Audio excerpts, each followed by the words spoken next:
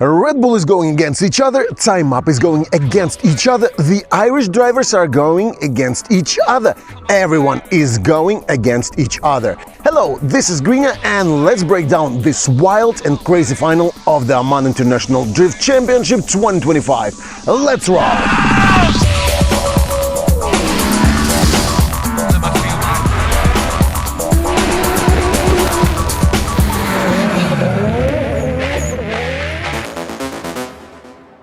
And what do we have after the first two stages? Two podiums and only one driver managed to be on both. That is Ali Maksid, the winner of the first stage and third place in the second. This makes Maksid the only driver who confidently leads in the championship points, but literally everyone is hunting him. Maksid is no stranger to this. He has already been the OIDC champion once, and as far as I remember, it was not an easy road. Well, I think that three stages might be too few on one hand, but on the other, this format determines the most consistent driver with the most prepared car and team.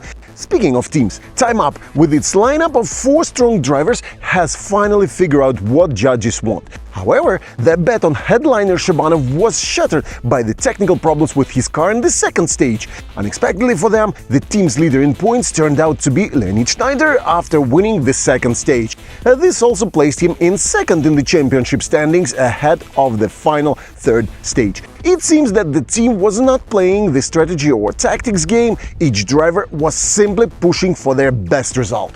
Another group, not exactly a team, but kind of community of like-minded drivers, the Irish competitors, also adapted to the judging and local drift customs after the first two stages and showed impressive results in practice sessions. Besides them, the championship still had several strong drivers whose season had been extremely unlucky. However, if they avoided technical issues and got a little luck on their side, drivers like Ahmed Daham, Sebastian Fontaine, Haitham Al-Hadidi and Tariq Al-Shaykhani could become major obstacles for any podium contenders in both the stage and the championship.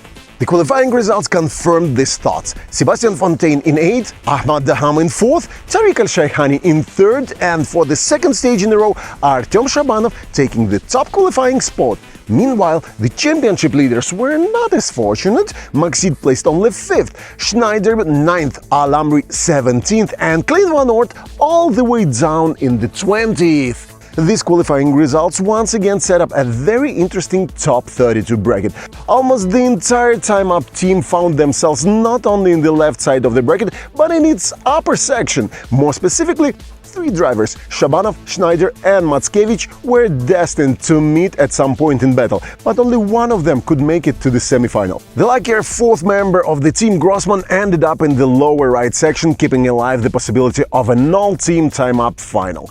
A similar situation played out for the three Red Bull athletes. Ali Maksid, Ahmed Daham and Haitham Al-Hadidi all ended up in the lower left section of the bracket, meaning that only one of them had the chance to reach the top 4. Think the Irish drivers got a better draw? 3 out of 5 ended up in the lower right section.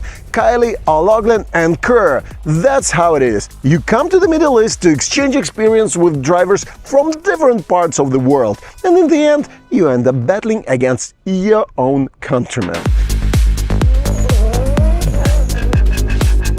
The biggest moments always happen in tandem battles, and the OIDC final was no exception.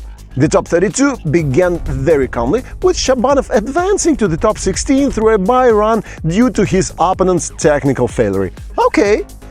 The second pair, featuring Denis Migal and Ahmed Al-Amri, seemed predictable based on past stage results. But Denis Migal had other ideas. First, he qualified higher, giving him the right to lead first. Second, he put up an intense fight against Ahmed Al-Amri, one of the championship leaders, forcing this battle into one more time. Migal used the first round to understand his opponent and secured victory in the rematch. The first championship podium contender was out in the top 32. Ahmed Al-Amri's hopes for a championship title would have to wait for the next season. Sebastian Fontaine, further proving my earlier point, won a very good battle against Time Up team member Kirill Matskevich. Matskevich had an excellent lead run and applied strong pressure as a chaser, but Fontaine was just slightly better in every aspect. it was time for a second stage winner, Leonid Schneider, to earn his spot in the top 16.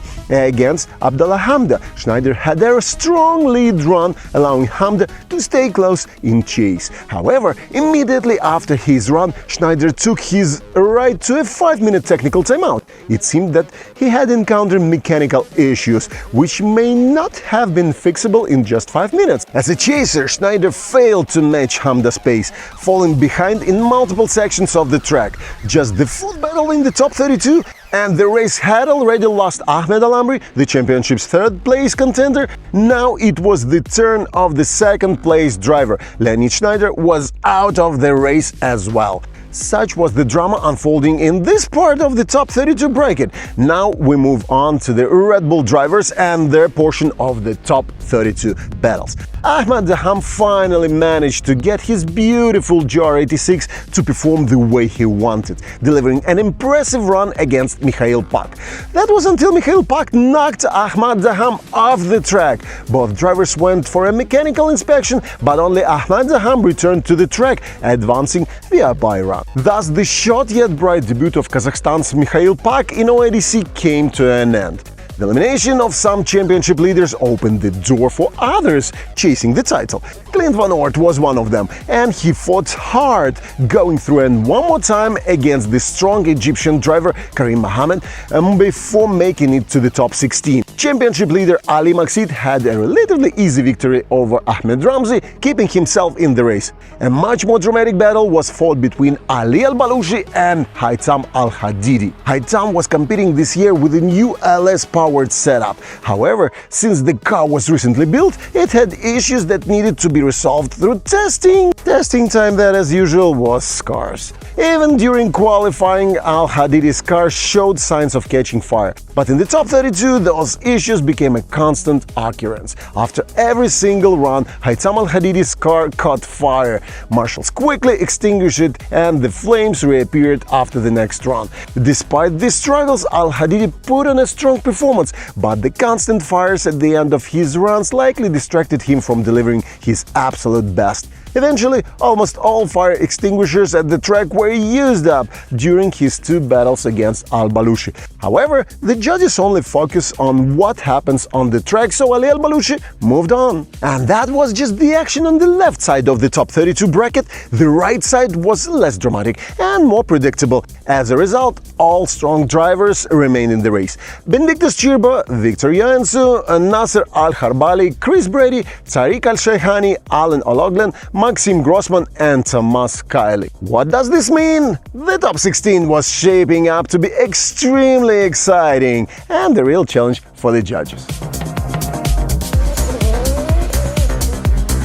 The left side of the top 16 bracket quickly shaped up, setting up battles between Artyom Shabanov and Sebastian Fontaine and Ahmed Daham against Ali Maksid, meaning we were in for a true battle of the bulls. Benedictus Chirba easily secured his spot in the top 8 against Victor Joensuu, who was driving a rental car. If he had been in his Eurofighter, things might have played out differently, but maybe next time. Then came the Irish battles, and they were determined to fight to the last. 3 out of 8 top 16 matchups ended in one more time decisions. Brady, O'Loughlin and Kiley all faced tough opponents: Nasser Al-Harbali, Tariq Al-Shaykhani and Maxim Grossman. In the battles of Al-Harbali versus Brady and Al-Shaykhani versus O'Loughlin, the mental pressure was intense. The drivers pushed to their limits, leading to flawless first rounds, followed by mistake-ridden second rounds. The judges had to piece together a clear picture from these drastically different performances. In the end, Nasser Al-Harbali prevailed over Chris Brady, while Tariq Al-Shaykhani lost to Alan O'Loughlin, who moved into the top 8. The story was different for Grossman and Kiley. Their difficulty in deciding a winner stemmed from both drivers delivering exceptional performances. The judges couldn't determine the winner after the first battle, and one more time seemed likely. However, Grossman lost the mental battle. He made contact during initiation, handing the advantage and the final top 8 spot to Kiley. I won't describe the top 8 battles in detail so that you can fully enjoy the high-quality drifting yourself. I highly recommend watching the only action version of the race, which you can find through hint and in the description below. These runs must be seen in full. Shabanov versus Fontaine, Maksid versus Daham in a true battle of the bulls, Chirba versus Al-Harbadi, and Kiley versus Al-Laglan. Wow! However, the top 4 matchups were set: Shabanov versus Maksid and Chirba versus Kiley. From the start, the bracket almost predicted 1 time-up driver, 1 Red Bull athlete, 1 Irishman, and 1 lucky survivor who managed to make it through battles with incredible strong drivers. By this stage, Ali Maksid had secured the championship title regardless of the outcome, but quitting was never his style. On the other hand, Artyom Shabanov seemed to have stored up all his unused stability and aggression, cruising through the competition without a single one more time. He not only dominated in qualifying and reached the top 4, but also confidently defeated OIDC champion Maksid to advance to the final. Tomas Kiley had to put in a bit more effort in his battle against Benediktas Chirba, but Chirba's mistakes prevented the Lithuanian driver from reaching the final. However, he still had a shot at the podium. He just had to defeat Ali Maksid. The battle for third place is a gift to drivers and the last chance to stand on the podium. Ali Maksid had made it to every OIDC podium this season. Benediktas Chirba was close to the podium in the first stage, and perhaps it would have been fair for him to finally get there. But fairness doesn't determine the results, battles do. And the battle decided everything, though the final result, as always, was revealed at the podium ceremony. For 18 years I have followed competitive drifting, and it is rare for the final stage of the season to feature 2 incredibly strong drivers delivering the best tandem battle of the entire year. But that's exactly what happened in the OIDC 2025 final. Artyom Shabanov versus Tomas Kiley put on such an incredible show that the commentators were screaming in excitement. These runs must be watched in full, and the title of vice champion was at stake. If Shabanov won, he would take the title. If Kiley won, Shabanov wouldn't even make it into the season's podium. But again, the final result was only announced at the podium ceremony. The awards were presented in 6 categories. Oman class podium for the final: 3rd place Ahmad Al-Amri, 2nd place Ali Al-Balushi, 1st place Tariq Al-Shayhani. MENA class podium for the final: 3rd place Tariq Al-Shayhani, 2nd place Ahmed Daham, 1st place Ali Maksid. International class podium for the final: 3rd place the master of podium finishers Ali Maksid, 2nd place Tomas Kiley, 1st place a perfect weekend with the win in both qualifying and the event, Artyom Shabanov. Additionally, 3 more categories recognized the season's overall results. Oman class podium for the season: 3rd place Tariq Al-Shayhani, 2nd place Ali Al-Balushi, 1st place Ahmed Al-Amri. MENA class podium for the season: 3rd place Tariq Al-Shayhani, 2nd place Ahmed Al-Amri, 1st place Ali Maksid. And international class podium for the season: 3rd place Leonid Schneider, 2nd place Artyom Shabanov, 1st place the champion keeps the title in the Middle East, Ali Maksid. This was the best season in the history of the Oman International Drift Championship. Everything went perfectly. New location, new drivers, new results. Yet the championship title remains in the Middle East. This sets the stage for an even more exciting Oman International Drift Championship 2026. That's probably where we'll see each other next.